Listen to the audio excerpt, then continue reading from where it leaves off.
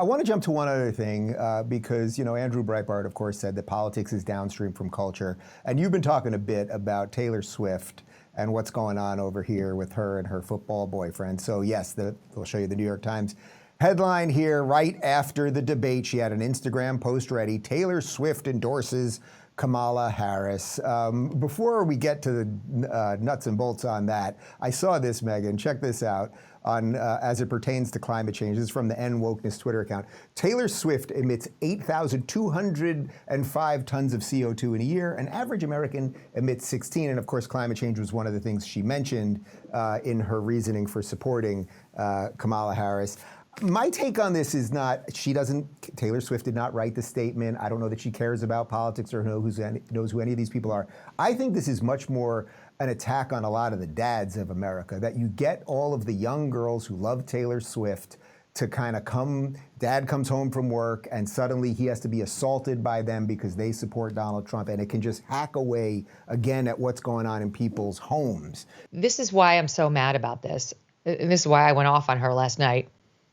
There's a little girl right now in maybe Wisconsin, some Midwestern state, whose parents are going through a divorce.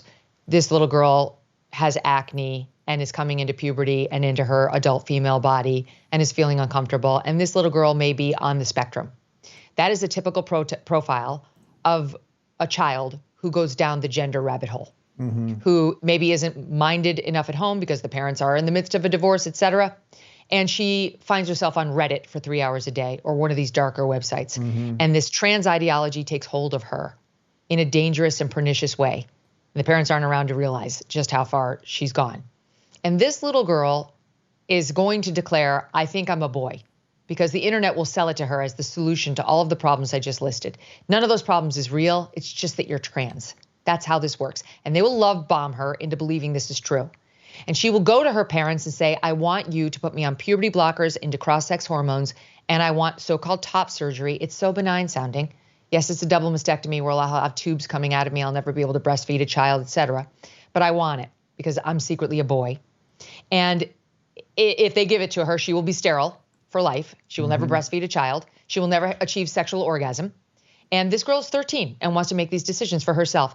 And when those parents say no to her, this little girl will be able to walk across the border and go to Minnesota, thanks to Tim Walz.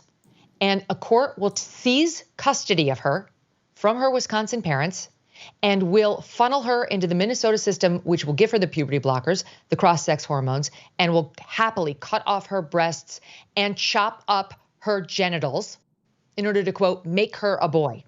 And the reason that they will do that is because of Kamala Harris's running mate, and her policies are exactly the same as his. And this little girl may do all of this after one day, or in advance of one day voting for the ticket that did all of this. And when she hits 18 and realizes she was just going through normal adolescent strife, but she no longer has her breasts, and she has an Adam's apple, and she sounds like a man, and she looks like a man, and forgive me, but where a normal female clitoris should be, she has something looking bizarre and like a mini penis, because that's what happens. She's going to have Taylor Swift to blame, because supporting that ticket is a blessing on everything I just listed. And so she is no heroine to young girls. She's a danger to them. If she's going to take the power she has, thanks to her singing and her songs about her love life and inability to actually meet somebody who will treat her right, and turn it into a manipulation of young girls on the, in her own words, LGBTQ front, then shame on her. And shame on her boyfriend, lover, whatever he is, Travis Kelce, who was similarly irresponsible in pushing the Pfizer vaccine to his young teenaged male fans without a thought for who would be around to help them when their heart-scarring myocarditis popped up as a result of it. These two will be in her Rhode Island mansion, which is the most beautiful, biggest, whitest house you've ever seen on a cliff overlooking the Atlantic, sipping their drinks and saying, let them eat cake. They won't be there to help that girl clean up her life or to help that boy's parents when they grieve his loss from this devastating heart condition. They will just be wrapping themselves in sanctimony about how open and inclusive they were. And this is why I ended my bit on my show that night with the following: F you. F you, Taylor Swift. That's how I feel. I'm so angry about this. If she just came out and said, I'm voting for Kamala Harris because I think she's the better leader, whatever. To specifically cite Tim Walz and his stance on the trans issue is disgusting.